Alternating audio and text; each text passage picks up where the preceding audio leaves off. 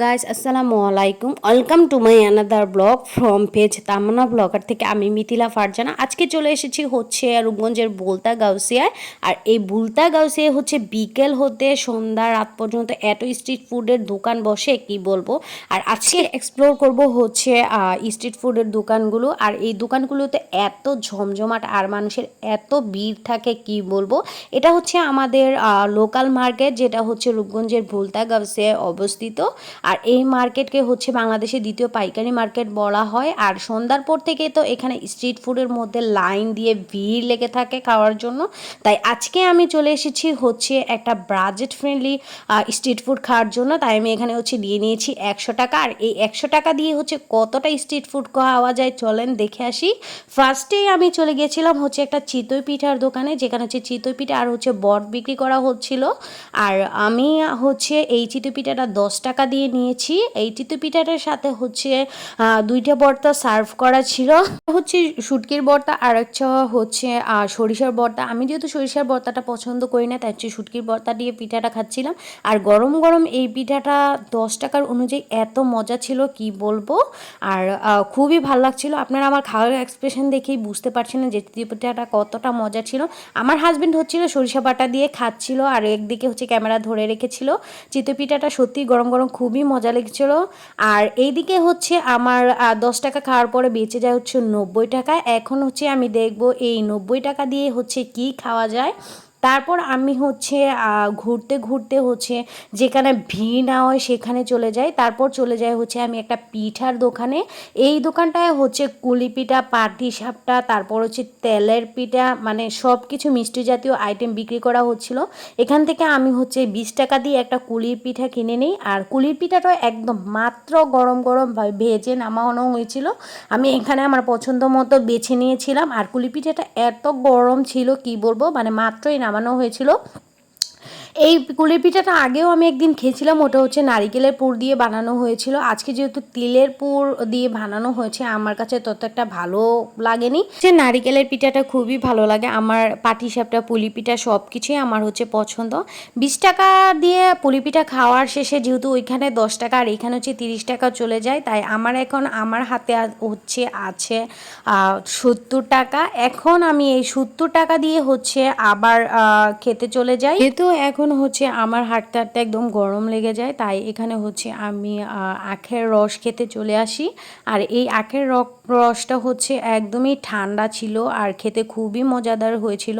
আর এই ভিডিওটা হচ্ছে একদমই শীতের আগের ভিডিও, কারণ আমি এখন অন্য ভিডিও আর কি পোস্ট করে ফেলেছি, এই ভিডিওটা করে নিই। আর এই আখের রসটা আমার কাছে এত দারুণ লেগেছে কি বলবো। আর আমার হাজব্যান্ডও হচ্ছে 1 গ্লাস খেয়েছিল। আমি এখানে হচ্ছে টাকা দিয়ে এখন আমার 70 টাকা থেকে যখন 20 টাকা চলে গিয়েছিল, তাই আমার কাছে এখন আছে হচ্ছে 50 টাকা। 50 টাকা দিয়ে হচ্ছে আমি আরেকটা স্ট্রিট ফুডের দোকানে চলে যাই। সেখানে হচ্ছে আমি এখানে পুরি কিনতে যাই। এখানে হচ্ছে পুরি, আলুর চপ, তারপর হচ্ছে পেঁয়াজু আর হচ্ছে সিঙ্গারা বিক্রি করা হচ্ছিল। সেখান থেকে হচ্ছে 10 টাকা দিয়ে একটা পুরি কিনে নেই।